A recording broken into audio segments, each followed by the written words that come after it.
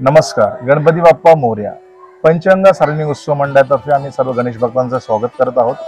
यंदा मंडळाचे हे 36वे वर्ष आहे आणि दरवर्षीच्या परंपरेप्रमाणे सामाजिक जनजागृती व राष्ट्रीय हित या गोष्टीचं गांभीर्य ओळखून यावर्षी आम्ही अन्न भेसळ या विषयावरती एक दाखवा सादर केलेला आहे. पूर्वीच्या काळी आपण एक सदन शेतकरी म्हणून आपण सर्वांना म्हणत होतो. तर पूर्वीच्या काळाचा जर हा लेखाजोखा पाहिला तर सदन शेतकरी कोणत्या प्रकारची भेसळ न करता एक जैविक आणि शाश्वत असं अन्न ग्रहण करत होता. त्यामुळे त्या लोकांचा आयुष्यमानाचा दर्जा हा फार जास्त होता. अन्न भेसळ म्हणजे काय?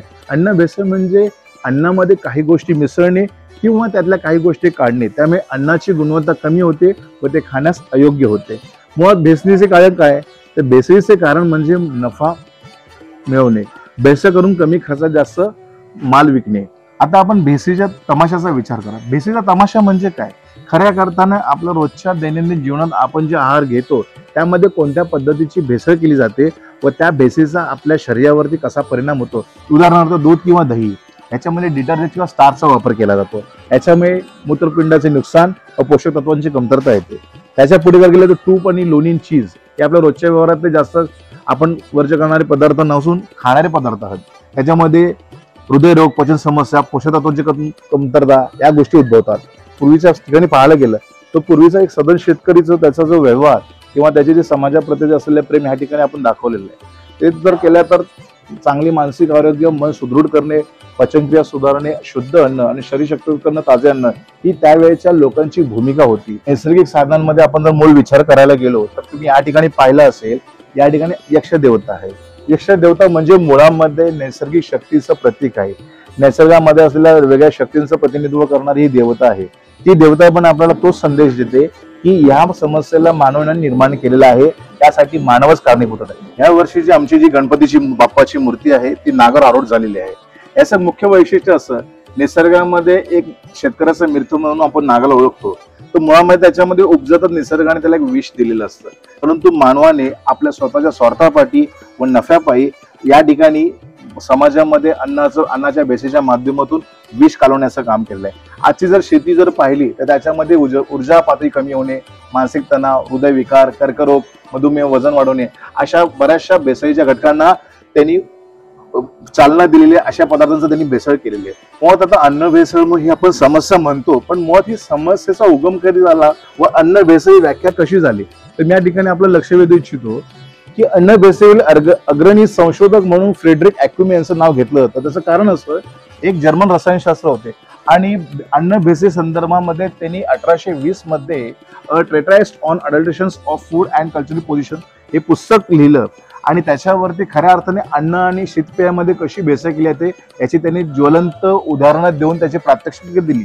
1956 साली FSSAI नंतर FDA ॲग्मारच्या माध्यमातून अन्न भेसळीबद्दल जागरूकता निर्माण झाली व त्याचं या 3 गव्हर्नमेंटच्या एजन्सीच्या माध्यमातून आपण आज त्याचं नियमन केलं जातं. संयुक्त अन्नांचे शोध घेण्याचं काम या गव्हर्नमेंटच्या 3 एजन्सीज मार्फत केलं जातं व त्याच्यावरती कठोर कारवाई करण्यात येते.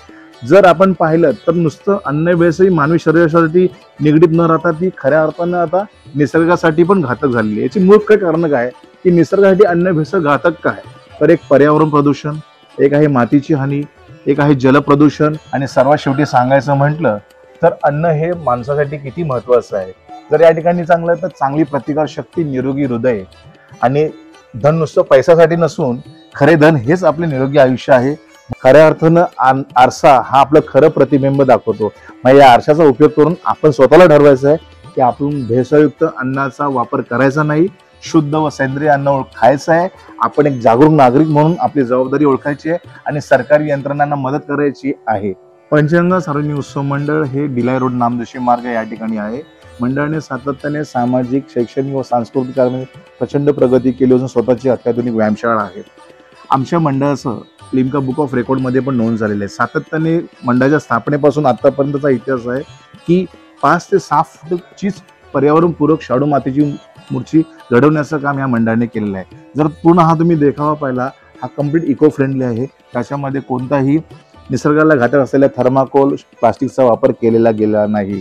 त्याचबरोबर मंडळ सातत्याने दरवर्षी आरोग्य शिबिर, ब्लड कॅम्प्स, त्यासोबत महिलांसाठी विशेष कार्यक्रम, शैक्षणिक कार्यक्रम व आदिवासी पाड्यांमध्ये त्याला लागणारी इच्छुक मदत देण्याचं काम सातत्याने करत असतं. आम्ही गणपती बाप्पाच्या कृपेने सर्वांसाठी आशीर्वाद मागतो की या वर्षीचा आम्ही जो संकल्प केला आहे त्या संकल्पाच्या अनुषंगाने सर्वसामान्य नागरिकांना, कार्यकर्त्यांना व गणेश भक्तांना गणपती बाप्पाच्या आशीर्वाद रूपी सद्बुद्धी देऊ देत व या समाजामध्ये जो हा एक अन्नवेसीचा जो एक बकासूर किंवा राक्षस पोखरला गेलेला आहे त्यातून त्यांना चांगलं ज्ञान घडू देत ही त्यांच्या चरणी प्रार्थना.